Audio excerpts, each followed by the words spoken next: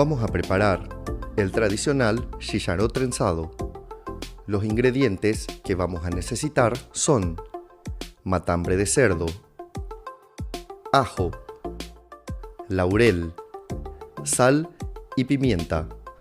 Los ingredientes con sus cantidades los encontrarás en la descripción del video.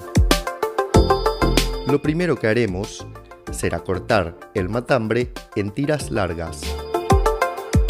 Tomamos 3 tiras, las bridamos en un extremo y comenzamos a formar una trenza para terminar bridando por el otro extremo.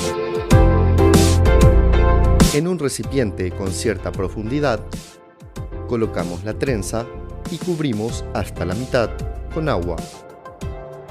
Agregamos los dientes de ajo, las hojas de laurel, sal y pimienta a gusto.